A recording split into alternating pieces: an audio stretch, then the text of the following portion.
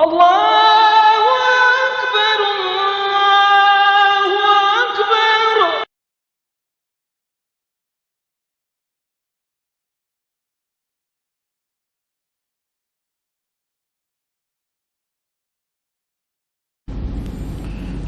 Assalamualaikum warahmatullahi wabarakatuh. Bismillahirrahmanirrahim. Alhamdulillahi rabbil alamin.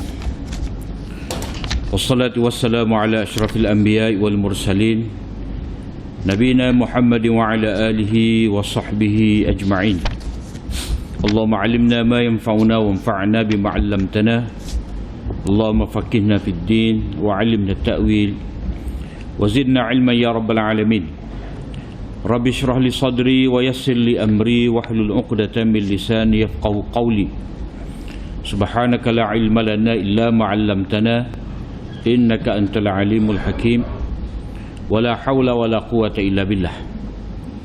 Alhamdulillah, syukur kita pada Allah SWT dengan limpah rahmatnya. Malam ni kita dapat lagi sambung pengajian kita, kitab Al-Lu'lu' wal Marjan. Seperti yang kita sebut pada minggu yang lalu, malam ni kita akan mula masuk kitabun nikah. Haji itu ada lagi, panjang lagi. Waktu tu kita sambung lepas raya puasa lah. Panjang umur ada rezeki, lepas raya puasa. Sebab suasana tu, suasana dia tu haji ni dia kena lepas puasa tu dia baru itu. Jadi kita masuk kitabun nikah. Kitabun nikah ni, asal mana nikah ni maknanya berkumpul, bergabung dan juga masuk. Orang Arab kata tanahakatil asjar, pokok tu dia masuk. Maknanya julah hak ni dia masuk dalam hak ni. Mana kalau kita tanah rapak-rapak tu, dia julah tu masuk dalam julah hak lain. Jadi sebab itulah orang tanah pokok ni tanah jauh-jauh, tak tanah rapak. Yang dikatakan nikah ni adalah satu akad, satu akad ataupun satu perjanjian yang dibuat antara dua orang, lelaki dan perempuan, yang mana dengan sebab akad tadi halal lah, istimta', maknanya masing-masing itu boleh berseronok ataupun menikmati antara satu sama lain, dengan tujuan untuk mendapatkan keturunan dengan cara yang disyariatkan. Maknanya satu bentuk akad lah. Akad ni mana kontrak, perjanjian. Ya ayyuhallazina amanu aufu bil uqud. Wahai orang-orang yang beriman, sempurnakanlah janji-janji. Mana kita ambil dia sebagai isteri ataupun kita terima dia sebagai suami ilal abad, untuk selama-lamanya. Jadi dia tidak boleh ada niat untuk bercerai, berpisah ataupun tera. Nikah ni tera dulu, tak, dia kena jadi. Dan tidak boleh ada penetapan tempoh. Sebab kalau ada penetapan tempoh tu dipanggil nikah kontrak, nikah atas perjanjian untuk bercerai, ataupun dalam istilah syaratnya dipanggil nikah mut'ah. Nikah mut'ah, nikah untuk berseronok. Jadi nikah mut'ah ni cara amalan yang diamalkan oleh puak-puak Syiah. Nikah 3 bulan ke 2 bulan ke semalam ke, itu akad ia batil, sesat. Jadi akad nikah ni menghalalkan hubungan antara suami isteri. Kemudian tujuan daripada perkahwinan ni, syariat telah menetapkan kepada kita boleh berkahwin. Kenapa? Kerana pada perkahwinan tu banyak mempunyai faedah, manfaat, kemaslahatan. Sama ada kemaslahatan jiwa, kemaslahatan agama, kemaslahatan sosial masyarakat dan sebagainya. Jadi kita boleh sebut antaranya, yang pertama, faedah daripada nikah ni keturunan lah. Keturunan. Sebab baqaun nasli, kekalnya keturunan ni adalah maksud daripada maqasid syariah, salah satu daripada maqasid syariah. Sebab syariat yang Allah Ta'ala turunkan itu dia menjaga bertujuan untuk menjaga 5 perkara. Jaga agama, jaga nyawa, jaga keturunan, jaga akal dan jaga harta. Jadi kalau kita belajar dalam bab syariat ni, segala hukum-hukum yang Allah SWT syariatkan untuk manusia ni, ada peraturan-peraturan, semua tu bertujuan untuk menjaga 5 perkara. Dia panggil daruriyat al-khams, 5 yang menentukan survival kehidupan manusia. Kalau tak ada ni, punah, porak peranda kehidupan manusia. Jadi jaga agama, akidah. Manusia ni mesti ada akidah, benar dalam akidah dia. Kena jaga nyawa. Nyawa, mana setiap daripada kita ni berhak untuk hidup. Orang lain tidak boleh membunuh, kecuali dengan ada sebab lah. Dan sebab tu sangat sedikit saja. Mana orang tu boleh bunuh orang lain, ada beberapa perkara saja. Antaranya kes sebagai bunuh balas. Orang tu bunuh orang ni, maka dia pun dibunuh. Kemudian nak jaga keturunan. Nak jaga keturunan lah disyariatkan berkahwin. Kemudian nak jaga akal, supaya boleh mikir, supaya sempurna akal, supaya akal ni tidak rosak, maka diharamkan arak. Dianjurkan supaya kita belajar, berfikir apa semua tu untuk jaga akal. Dan yang terakhir nak jaga harta. Jadi tujuan utama perkahwinan itu adalah untuk zuriat, supaya berkekal umat manusia. Sebab Allah Ta'ala telah cipta dah dalam diri manusia ni ada syahwat. Dengan sebab ada syahwat ni lah akan menggerakkan manusia untuk ada anak. Jadi anak tu sendiri memang satu keinginan untuk ada anak tu memang satu fitrah manusia. Kalau dia tak ada anak ataupun dia tak senikah, ke mana pun dia cari anak kucing kot. Tak boleh gidah manusia. Dia nak satu benda tu untuk sesuatu untuk dia nyatakan saya dia. Jadi kalau orang tu galik dengan kucing, siapa tak ada telitah nak nikah, mana dia telah lari tu fitrah dia, sifat nak menyayangi sesuatu tu memang ada dalam jiwa manusia. Saya pada anak tu memang fitrah. Kita tak ada anak pun kita saya anak saudara kita. Tak boleh lagi dah, mesti ada sesuatu tu untuk kita tumpahkan kasih kita. Jadi fitrah untuk ada anak ni adalah satu benda yang tidak dapat dinafikan. Yang kedua, untuk kawal syahwat. Untuk kawal syahwat. Jadi bagi melengkapkan maksud untuk ada anak ni, ada zuriat keturunan ni, Allah Ta'ala pasal, Allah Ta'ala letak dalam diri kita ni keinginan syahwat. Keinginan syahwat, iaitu nak kepada perempuan. Tak boleh lagi dah kutub utara, kutub selatan, dah bersih-beraning, tak boleh. Jadi kalau kita tengok perempuan, lelaki tengok perempuan macam tengok kakung, dah tu jelah ada masalah. Mana tengok perempuan tu mesti ada tertarik. Lelaki tertarik pada perempuan, perempuan tertarik pada lelaki. Itu memang fitrah, sifat yang Allah Ta'ala sediakan dalam diri kita, supaya dengan ada minat inilah dia akan mendekati perempuan.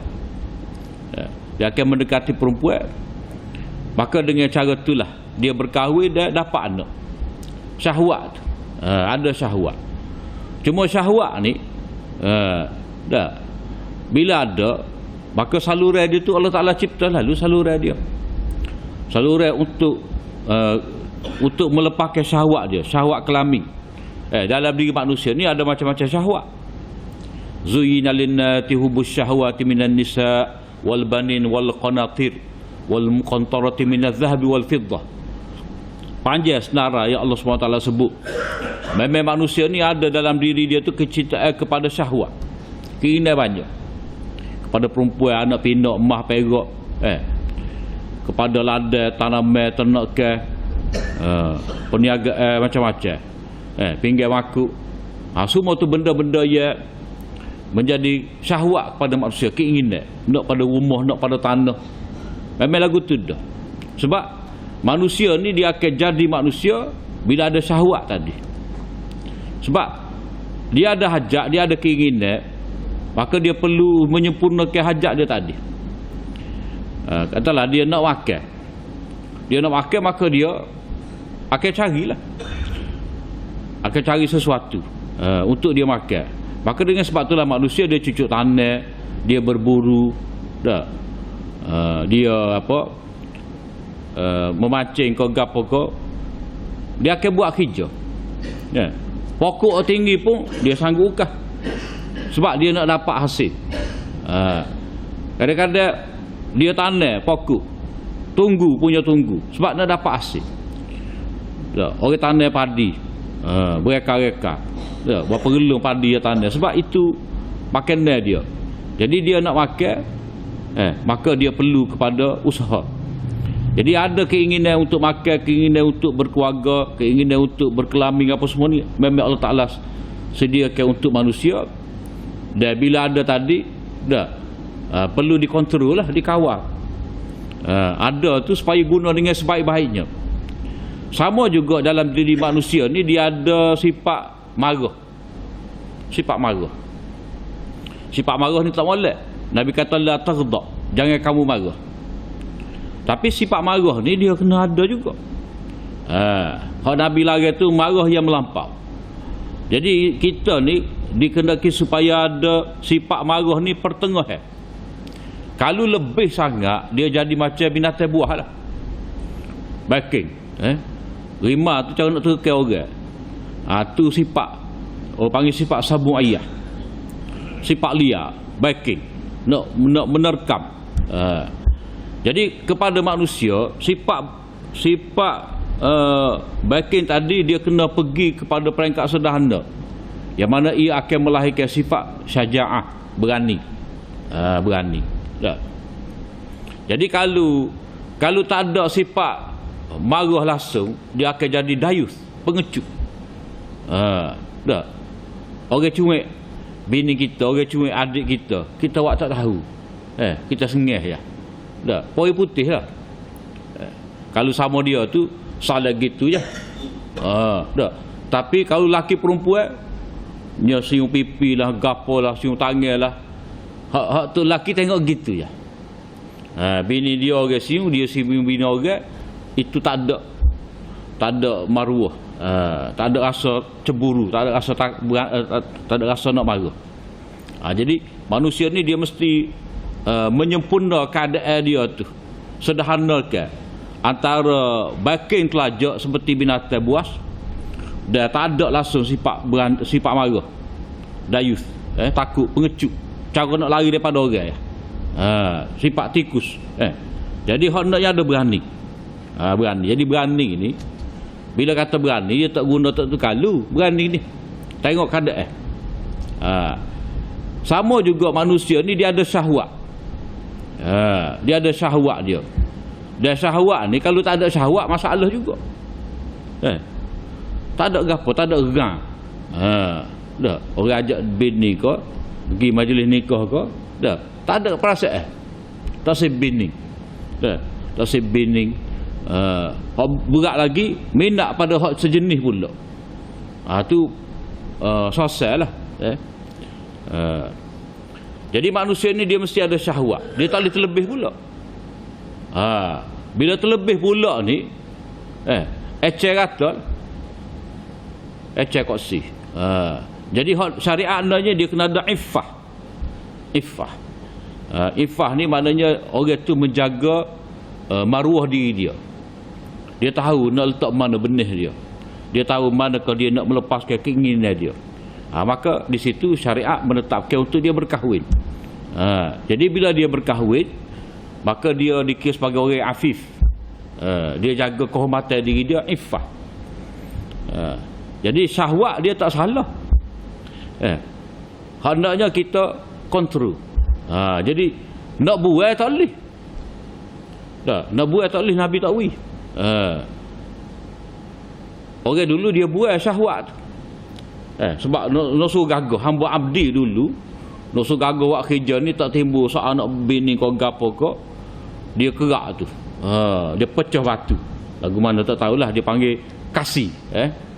Bahasa standard kita ni kembiri. Kasih dia panggil. Pecah batu. Jadi tak ada syahwat. Bila tak ada syahwat, dia boleh buat kerja lah gagah. Kalau kambing, orang pera kambing, dah nak suruh gemuk, boleh buat suruh gemuk tu, dia kasih. Jadi Islam ni dia tidak memusuhi syahwat yang ada dalam diri kita. Bukan nak sepecah pun, tapi guna dengan sebaik-baiknya. Cara dia berkahwin. Sampai 4 orang boleh nikah serentak. Tu syariat. Ayatnya syariat ni dia meraihkan keinginan manusia, gaya kita. Keinginan kita tu syariat benarkan untuk kita berkahwin dalam satu masa ni 4 orang. Pas perempuan apa dia seorang je. Tu memang fitrah dia dah. Sebab asal perempuan dia nak seorang je. Dia pun kalau boleh, kalau lelaki dia seorang. Untuk lelaki dia seorang je. Jadi tak terfikir dalam diri dia tu nak lebih daripada seorang untuk lelaki. Untuk lelaki dia sendiri tu dia tak suri orang lain ambil. Tu sifat perempuan. Tapi kalau perempuan tu dia nak pada lebih daripada seorang itu lelaki, pada rosak lah. Sebab apa? Sebab manusia perempuan ni memang Allah Ta'ala cipta untuk dia tu sebagai tempat tadahan, untuk dia terima benih, untuk dia melahirkan anak. Jadi kalau kata itu mai jiru, ni mai jiru, dah hak siapa dia pokok tu, buah tu. Sebab itulah dia tak boleh lari dah seorang je. Syariat menetapkan seorang sahaja untuk seorang wanita suami dia tu. Jadi syahwat tu memang tidak mesti kena ada penggerak, dorongan. Kalau tidak, katalah tua minta dengan kita 10,000, 12,000, 15,000, kacau kita kerja mari dah. Kerja masuk pejabat, tubik pejabat kopak sama pula OT dah. Ataupun kelip pejabat tu buka bonek kereta jual nasi belauk, jual pasar malam. Sebab apa? Nak kerja piti. Maknanya bila kita nak pada sesuatu, ada keinginan ni, maka kita buat kerja. Dorongan untuk berkahwin. Yang ketiga, dia panggil dari segi tadbir manzil, sebagai aturan rumah tangga, sistem lah.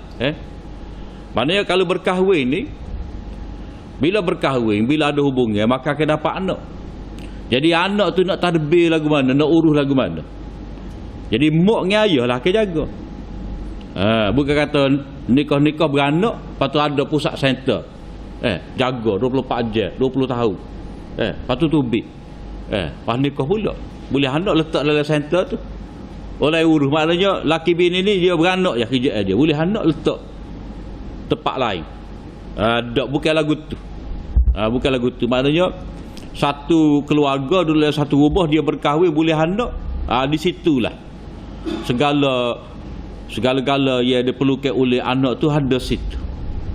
Makan minum dia, kasih sayang, pendidikan, pengajaran adab gapo semua, situ di rumah.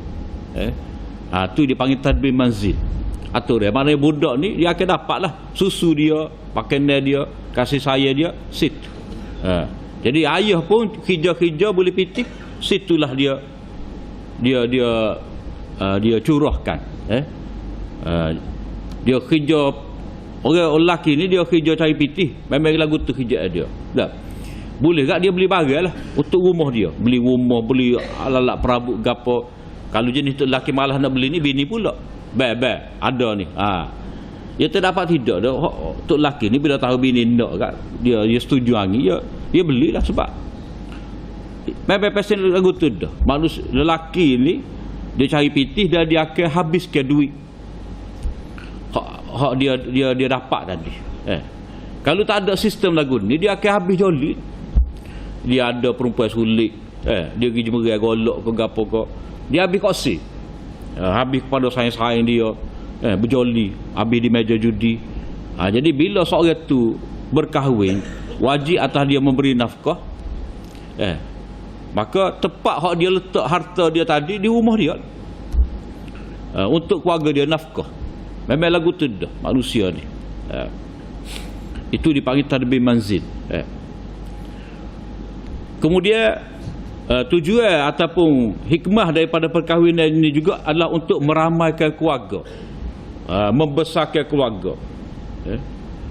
Maknanya kita nikah ni, kita besar lah. Kita orang kampung ni nikah orang kampung tu, kita orang negeri ni nikah orang negeri tu, kita orang negara ni nikah orang negara tu. Jadi boleh kenal. Kalau kita dulu gak suka ni, kalau wari-wari kita ni nikah orang luar, dah kita Kelantan nikah orang Kedah, mana-mana kita nikah Kedah orang Johor, suka dah. Sebab apa? Boleh pergi kenal tempat orang, tahu kampung orang, belagak sebut tebah. Sukanya manusia ni. Sebab apa? Sebab dia boleh membentuk keluarga. Manusia ni dia keturunan dia tu, keluarga tu dia boleh menurun ke bawah ni.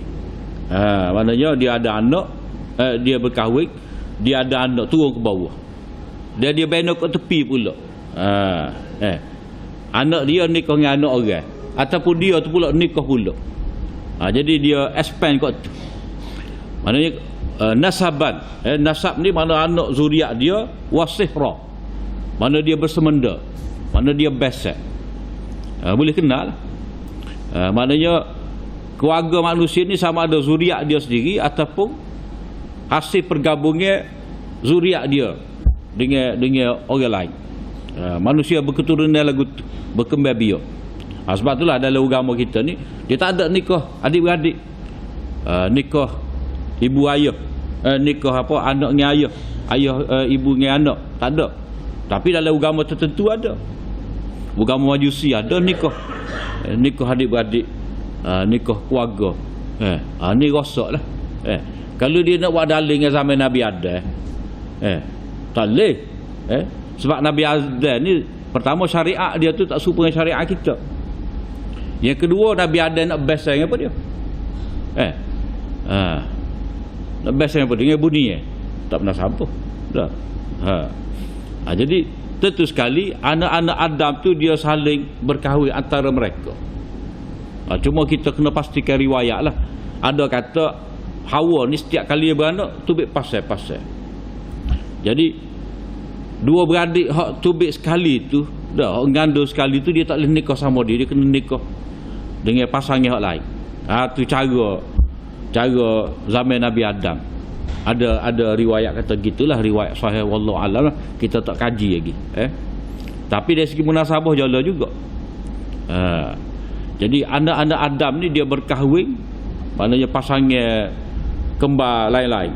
Bukan pasangan kembar dia tu sebagai pasangan kahwin dia. Jadi dengan sebab perkahwinan ni, maka ramalah waris-waris kita, kasratul ashirah, ramalah anak beranak kita. Jadi kadang-kadang kita pergi Mina tu rupa-rupanya waris kita juga ada situ. Waris juga. Cuma oleh kerana buka tanah Felda, dah pisah lama, tahu-tahu anak beranak. Tu maknanya dapat menghubungkan kembali keluarga yang berjauhan. Kemudian yang seterusnya, faedah daripada perkahwinan ni, mana dapat membuktikan kita ni seorang yang berjuang, bersungguh-sungguh. Maknanya kita ada kesungguhan ni, mujahadatun nafs, bersusah payah. Bersusah payah lagu mana? Seperti kita sebut tadi lah, kita nak nikah, tok tua minta 20,000 sebagai mas kahwin.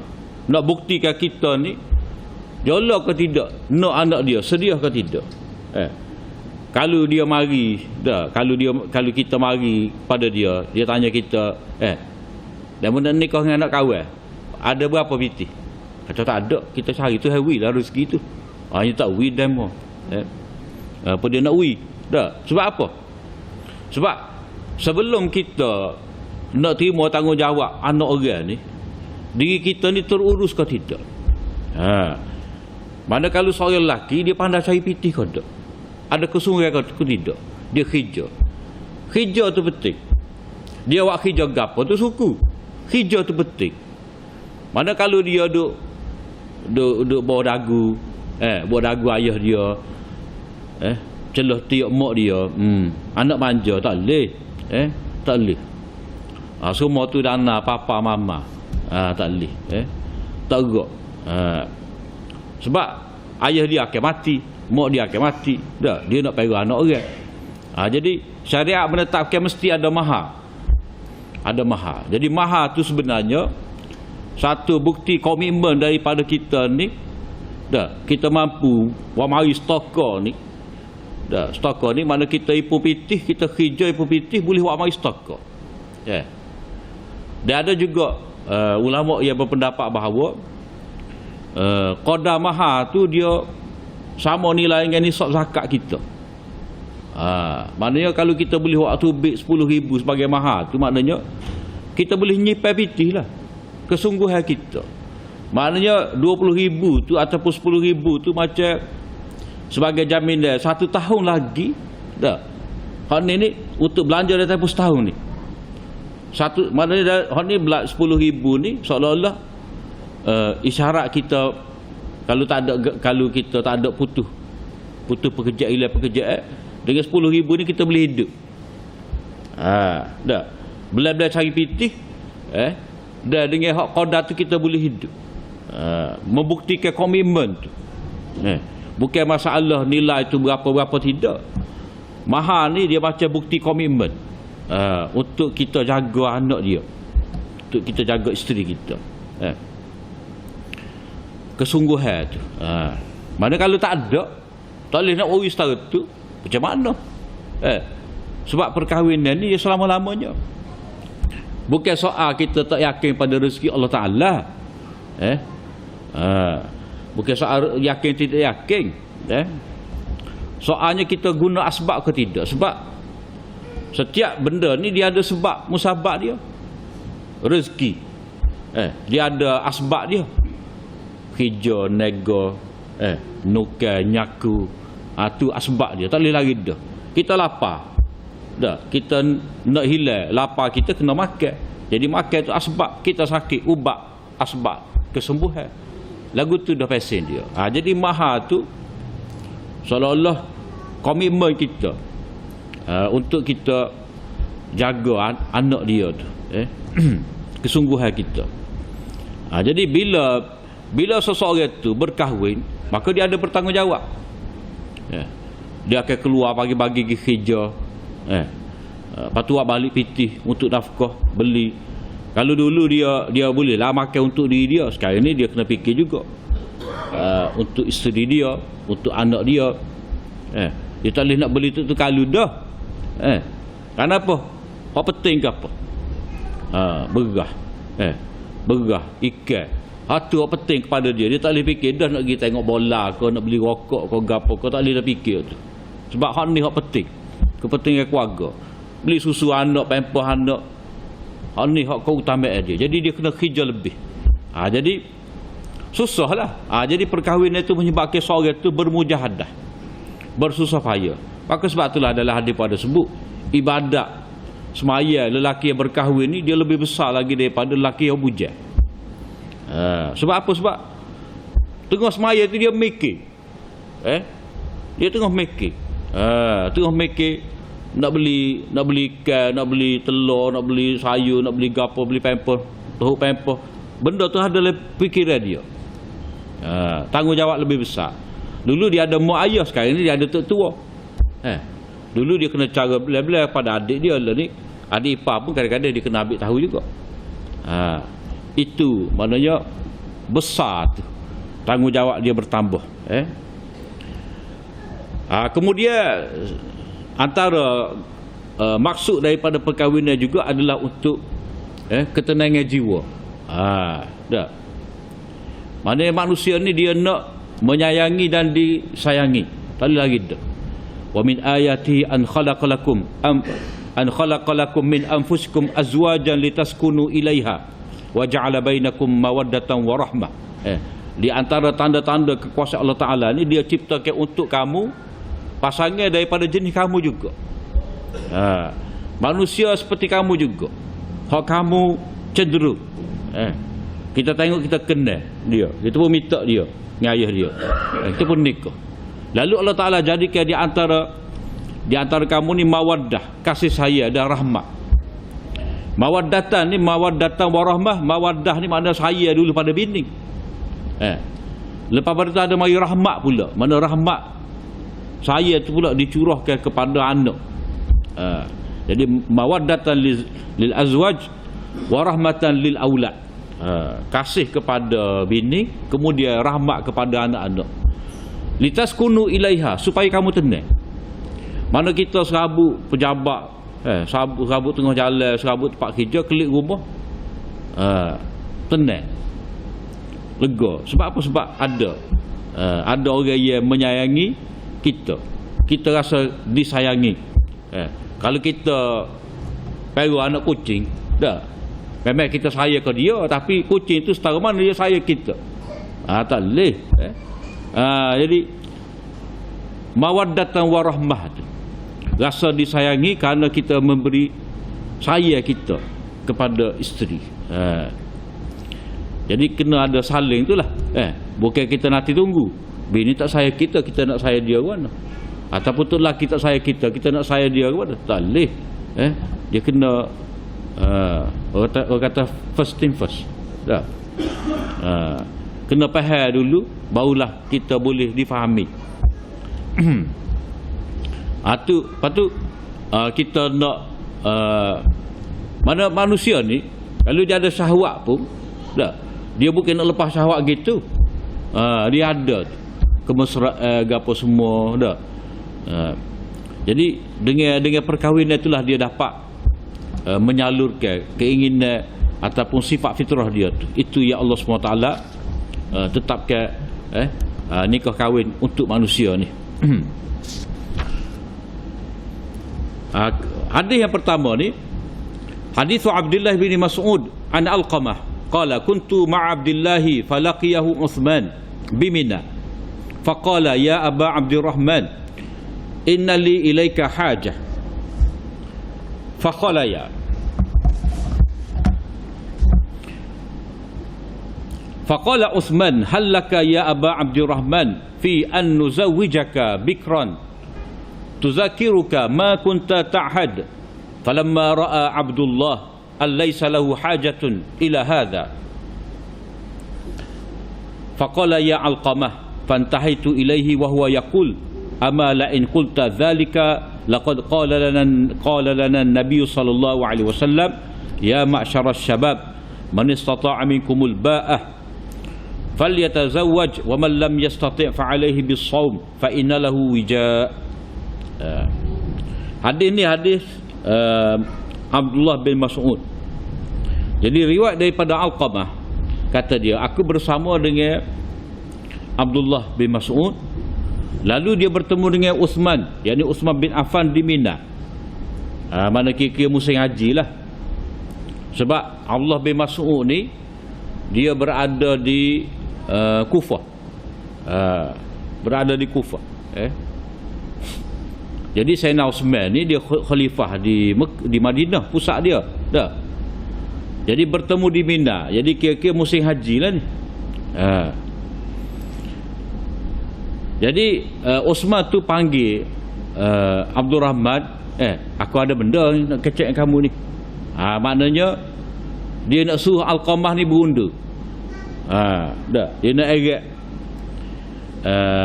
Abdullah bin Mas'ud ni ke tempat lain, nak kecek satu benda. Fakhalaya, lalu mereka berdua bersendirian, mana tak ada orang ketiga.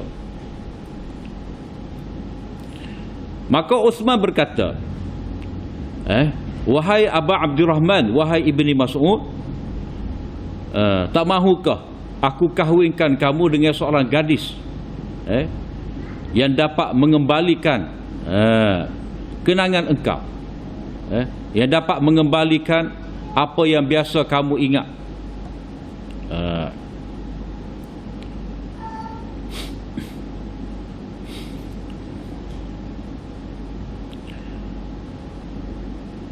Falamma ra'a Abdullah,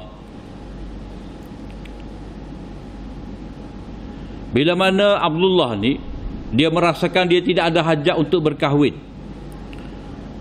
jadi dia pun panggil saya, dia isyarat pada saya, mari. Mana Uthman tu pergilah. Dia kata, wahai Alqamah, dia kata, kalau kamu dikatakan demikian, maknanya tentang berkahwin ni, dah molek berkahwin, sepatutnya pada orang muda lah. Kenapa? Kerana Nabi SAW pernah bersabda kepada kami, wahai sekalian pemuda-pemuda, sesiapa yang di kalangan kamu ni mampu ada belanja untuk berkahwin, maka berkahwinlah. Sesiapa yang tidak mampu, hendaklah dia berpuasa, kerana puasa itu sebagai pemecah syahwatnya. Isa dah. Jadi cerita ni dah, kita hurai tentang cerita ni dululah. Ni Sayyidina Uthman dia bercakap dengan Abdullah bin Mas'ud secara sulit. Jadi dia kata, aku ada kerja dengan kamu ni. Mana dia tak silah, Alqamah tu ada sekali. Jadi kecek dua tu. Kecek dua tu. Jadi pekoh di sini dah, pengajaran yang kita boleh ambil di sini dah, ada benda-benda penting mustahak ni. Kalau kita nak kecek dengan dia saja boleh, tapi kena minta izin lah. Maknanya ada dua orang duduk dua tu dah, kita ni ada urusan, kita nak kecek dengan salah seorang ni, kita ayak lah. Mesmetah ada benda nak kecek. Jadi kawan ni faham lah, maknanya dia tidak ada urusan ni, maka dia kena beredar lah. Lagu tu mana minta izin, minta izin. Sama juga macam kalau kita tengok orang tu duduk molek kecek dua tu tak usah lagi lah, melainkan kita minta izin. Dah, macam contoh lah, biasa kan lepas maya atau email kecek dengan siapa-siapa tu adalah hal penting. Jadi kita ni kalau secara mana pun tak usah gaduh nak cuik tu email. Sebab tu email tu dia ada hal mustahak dia.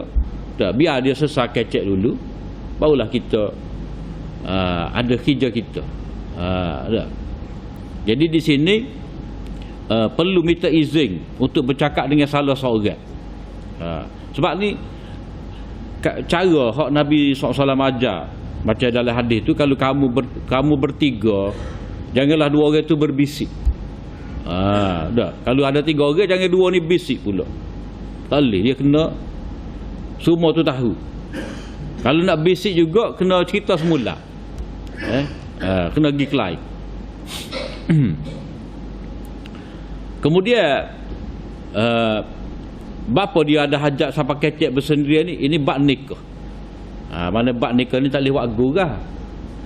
Tak boleh buat gurah. Jadi kalau katalah dia duduk dalam majlis ramai-ramai, kita ni kata apa dah mau tak sen nikah lagi nya, jangan tanya lagu tu, sensitif. Jadi kalau kita nak tanya dia tu, kena tanya berjuruh molek, jangan duduk cokek gitu. Malu dia.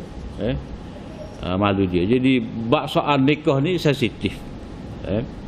Tambah-tambah kalau dia tu ialah perempuan dah, ataupun lelaki ni dia senyap dah. Jadi tak bolehlah kita nak tanya dia ramai-ramai gitu, malulah dia. Jadi kena bisik dekat dengan dia. Ni tanya bila nak nikah. Tak nikah lagi, jangan tanya lagu tu, tak boleh. Nak tanya gitu boleh, kita kena cadar lalu.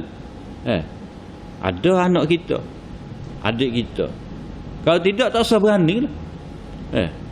Wak bala Kalau kita nak tanya gitu, biar ada dah.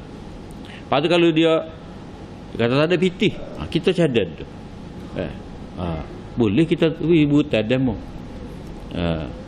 dan nak nikah, kita boleh tolong. Jadi kalau kita tak boleh sediakan jodoh untuk dia, kalau kita tak boleh nak uruskan tentang perkahwinan dia, baik tak setanya. Tak ada pasal, bala. Jadi Sayyidina Osman ni tanya ni ada sebab lah. Mungkin boleh jadi Sayyidina Osman ni dia tengok Abdullah bin Mas'ud ni tak dapat ceria, tidak terurus. Tak ada bini, bagaimana orang lelaki ni? Jadi dia pun menawarkan. Maknanya di sini sebagai seorang sahabat, dia mesti menggalakkan sahabat dia ni berkahwin lah. Tak boleh duduk bujang gini, nanya, makan minum tak terurus. Tapi Sayyidina Osman ni bijak dia. Dia kata nikahnya bikr, gadis lah. Tuzakiruka ma kunta ta'had, mengingatkan kembali kenangan kamu. Maknanya bila orang yang telah berusia ni nikah dengan gadis, berkata segangi semula, meremajakan semula. Dah. Sebab itulah kalau kita tengok orang kaya besar, supaya Ketua Menteri Sarawak kan, contoh, yang nikah dengan muda, dah. Banyak pitih tak apalah. Jadi nikah yang muda ni segangi. Maknanya yalah jadi macam orang muda, semangat sikit, ikut gaya orang muda lah gimana. Seperti Nabi dengan Aisyah lah, bila nikah dengan orang muda ni, sebab itulah Nabi berlomba lagi dengan Aisyah. Jadi tua-tua ni tak berlomba lagi dah, tapi oleh kerana nikah dengan orang muda ni lain angin. Pakai baju tak lain dah. Kalau masa dia nikah tahun 70-an 80-an dulu, gaya dulu lah. Tapi kalau dia nikah dengan budak 20 lah ni, lain gaya. Jadi sahabat ni dia faham.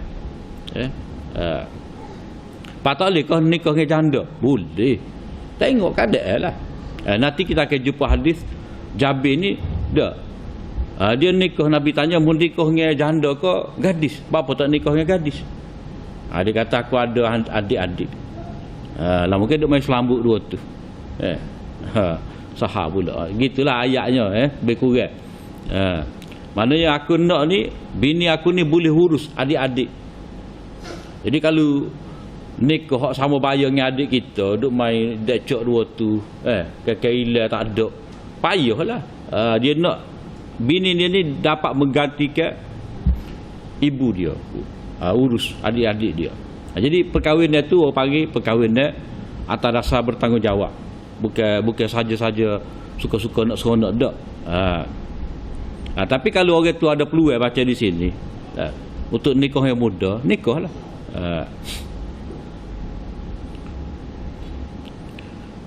Kemudian mata hadis ni, mata hadis ni kita sambung semula lah.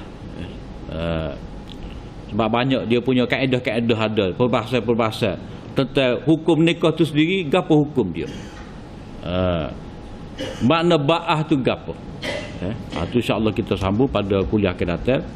Apa yang baik dari Allah SWT, salah dan silap daripada kelemahan hamba, aku li qauli hadza wa astaghfirullah li wa lakum. Assalamualaikum warahmatullahi wabarakatuh.